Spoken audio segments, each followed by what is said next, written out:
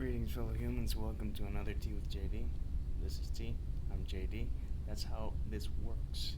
I have a sure to commemorate the day.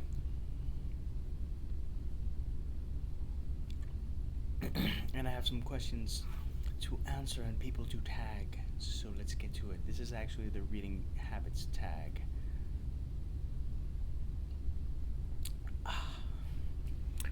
So let's get to it. Question number 1: do you have a certain place at home for reading? Right now, we still don't have all our furniture from Puerto Rico. I recently moved from Puerto Rico to Georgia, so mainly I read in bed and in the bathtub. I love taking a long soak and taking one or several books and just letting the time melt away. I have been known to use bubble baths, bath salts, and other stuff because that's not being metrosexual. That's knowing the good things in life. Question number 2: bookmark or random piece of paper? How about both? I do actually have a Ravenclaw bookmark. I have other bookmarks. I have from several other books. I actually got one from a giveaway from an indie author named Christy Stratos. That was cool. And I do use more than random pieces of paper. I use business cards, either mine or some that I've picked up at Comic Cons and whatnot. I don't like pieces of paper because they can rip, and a business card has a little more oomph to it. Question number 3: can you stop reading, or do you have to stop it after a chapter or a certain amount of pages? Like many people, I'm OCD. I want to try to finish the chapter. That's why reading the first Terry Pratchett book by Terry Pratchett was so weird, because there are no chapters. There's only divisions and like a gap between paragraphs. So basically, those are scenes, and that was weird. But when you're falling asleep, you fall asleep. But if I fall asleep, normally I'll go back like a page, maybe two, because I lost some details because I was fighting with sleep to finish the chapter or whatever. Do you eat or drink while reading? Yes. Actually, I do drink tea, I do drink water, I do drink soda, I do drink beer and wine and different things, and I do eat food. I believe that reading lends itself to be paired. Like when you do a pairing with wine, like some red wines you can pair with chocolate or with cheeses or meats, and white wines are better with other types of cheeses, citric fruits, depending on the white wine. If you have a Riesling, you're not going to pair sweet with sweet. So I do enjoy pairing books with food, and I actually might do videos on that, on what food I would pair with certain books. I like random. Question number 5: multitasking. Multitasking. Music or TV while reading? TV, no. Music, yes. Not always, though. And when I write, I do have to have music 9 out of 10 times. It's just something that I've gotten used to. And I like being able to, again, pairing and match music with something that I'm reading. And most of us do escape when we read, and adding music to that experience does help it. If you read something and it has like the perfect music, makes it even better. And I've known to look for specific music for what I'm reading. To give you an example, right now I'm reading The Whisper Collector by Anaïs Believe, whom I'll tag at the end of this video. And I looked for some dark classical music or some of my darker tracks. Actually, I look for Nine Inch Nails' Ghosts. to listen to while I read, specifically because Ghost is instrumental, so I didn't have anything interfering. So far, a great raw ride, as I've come to expect from the great poetess. Six, one book at a time or several at once. I'm actually trying to read less books at the same time, but right now I'm reading The Whisper Collector, which is a poetry collection. I'm reading The Lost Night by Candy Atkins. I'm reading Falter by Haven Cage. I'm reading Flow by Mihaly Look for the name. You seriously, I'll have to look. I can't even spell it. It's that difficult. I'm reading those, and I also have nearby a collection of poetry by Keats that I dabble in once in a while. And I also have Lord of the Rings, which rather than plow through it, I've decided to take my sweet time with it. It's a really rich but dense book, and so I want to take my time with it. So yeah, multiple books. I right now I'm actually reading less than I've been reading on other occasions. Last year, on one occasion, I was reading like 12 books at the same time, and I didn't lose the thread. But in part, that's why I do the review, so I remember what the hell I read, and because reviews help. Question number 7: reading at home or everywhere? I prefer to read whenever I have the desire to read. That's why I have reading apps in the phone. I'm also reading The Picture of Dorian Gray on the phone. Setting aside a specific place or time to do the activities that I enjoy is not something I do. When I feel the desire to either read or write, I do. That's why I keep at work some poetry collections in case I need a shot of something. That's why I read so many blogs as well, and keep active in different places, because sometimes you have like a window of 3 minutes, and I want to make those 3 minutes count. And I do love reading at airports, and if I have a doctor's appointment or anything that takes a lot of time and people hate, I actually enjoy, because that's time that I can dedicate to do other stuff that I enjoy. I read like a book in a layover, in a delay at Newark. I recommended that book recently to the Bake Book. It was Sick Puppy by Carl Hiaasen. I don't know. Everyone was pissed off, and I was just laughing my ass off. And it was like a 5-hour delay, and I did not care, like a breeze. The only thing I minded were the seats, which weren't that comfortable. But then I started. I stood up, and with my backpack on, I would just walk and read. And yes, I don't do that anymore. But I used to read and walk when I was in New York City. It's something weird, but it was fun. Question number 8: reading out loud or silently in your head? Most of the time, silently in my head. But sometimes you have to read something out loud. When you read poetry, sometimes you want to sound it and feel it roll off your tongue. Maybe there's some interesting phrasing, and you want to feel it. With Terry Pratchett, I don't know how many times I worded something out, because in Equal Rights it was so funny that I just had to say it out loud to share it, because it's that great. But when I get in the zone, mute.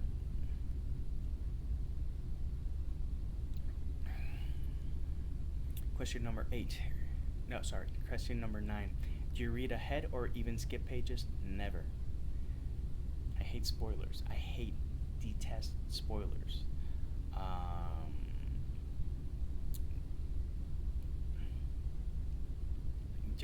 I can't even fathom. Being a writer as well, I know how much time and effort I put to include twists and turns, and to have someone spoil that by flipping ahead, well, that's their loss, because the way that the book works is to go sequentially. I don't know, skipping it. Oh, I need to know what happens. Then read faster or read more. That is a major pet peeve, and if anyone has done it with my books, that's not how I wrote it. Just so you know, I write sequentially. I write from chapter 1 to chapter 2 to chapter 3. Taka, taka, taka, taka. I don't skip steps. Neither should you. Question number 10. Breaking the spine or keeping it like new? I used to have a bunch of random habits with the stuff that I own. With my CDs, I would take the label and I would put it either on the cover or I would try to leave it intact. That just got a bunch of dust, and one day I got tired of it and just took them all off. And with books, I used to want them pristine, and then I said, no, I wanted to show that it's been with me, and I'm not a gentle reader. I know the value of keeping something in pristine condition, but I also see the value of something that has that worn feel. Think of a pair of jeans. Those new jeans that you bought that are like feel kind of tight, and then those jeans that no matter what you you feel better just by putting them on. And there is beauty in wear and tear. There is beauty in age. There is beauty in wrinkles and gray hairs. There is beauty in a broken spine because it shows where you broke the most. Question number 11. Do you write in your books? If they're for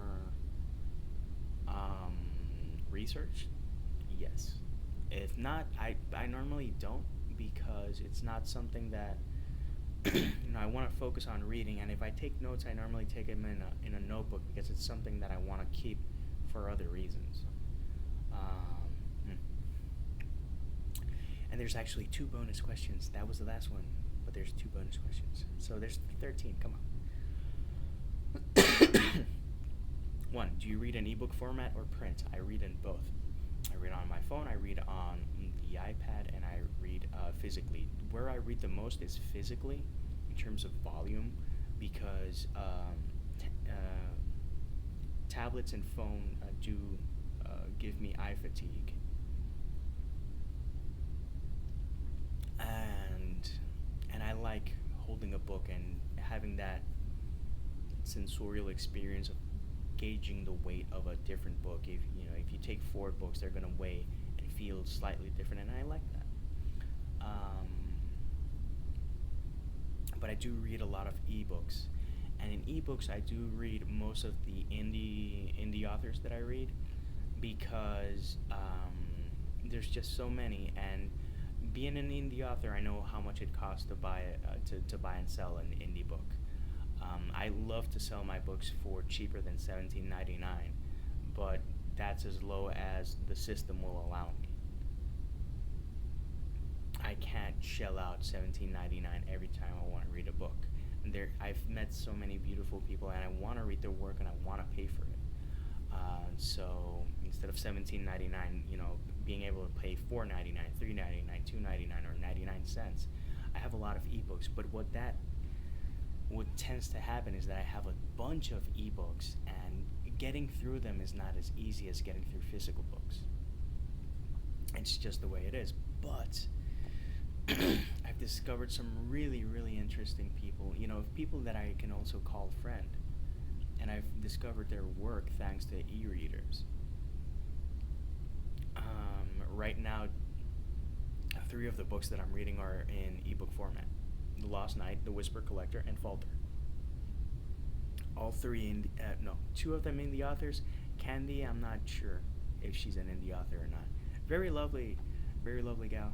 And I started her book, first 2 chapters in. I'm liking it. I'm liking it a lot. And I'm not saying that because she gave me a positive review to my book. Those quid pro quo reviews, I'll talk about that later, but I try to be as honest as I can about the work, and I'm getting more honest.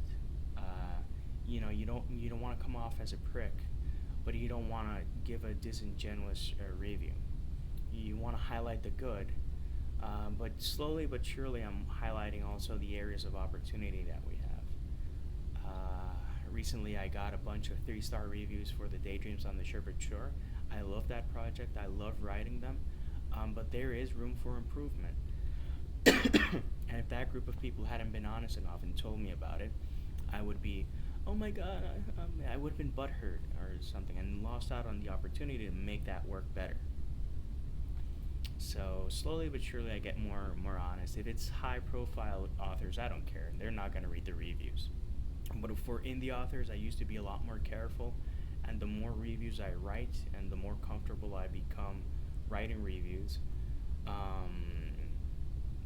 the more honest I become. And if I have to write someone and let them know some extra thoughts, or say, man, there's a bunch of mistakes, it's something that I'm learning to do a lot more.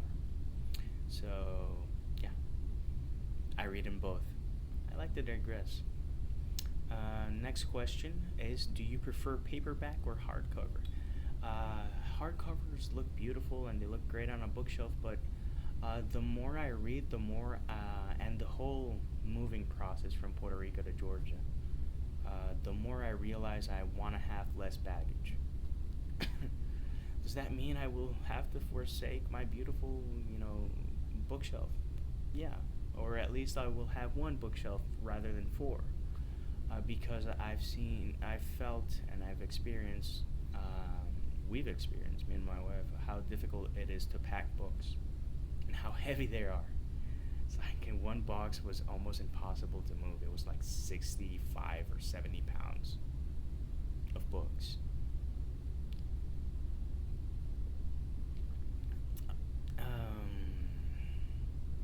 So going back to the question, do I prefer hardcover or paperback? Paperbacks allow me to hold the book up, on top of me, and if I drop it, it won't injure me. Whereas a hardcover, especially the Lord of the Rings copy that I own, that could do some major damage, and dental care in the States is very expensive. Dental care anywhere is very expensive, so that in mind. So those are my answers, and I want to tag a couple of people. I will be tagging a lot more people in future videos, because I'm going to be doing more tags, and some of them are going to be original.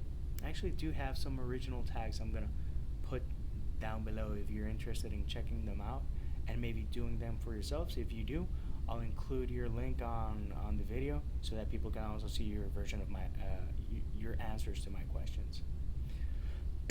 But for this occasion, I would like to tag Boho Bookworm, very lovely booktuber, writer, honest gal, and passionate, and those are the signs of people. And she's also a writer, and I actually do follow a lot of people who are reader-writer combos, and I like that a lot because it shows what we love to read and how we write and how we take what we ingest and go for it. So Boho Bookworm, Amber Reads from Amber Eats Books, Brittany from Brittany Reads, the Bald Book Geek, and Anaïs from Anaïs Believe, the author of The Whisper Collector. So you'll be tagged, all of you, and anyone who wants to do this who hasn't done it already. But for now, peace, love, and monkey rolls.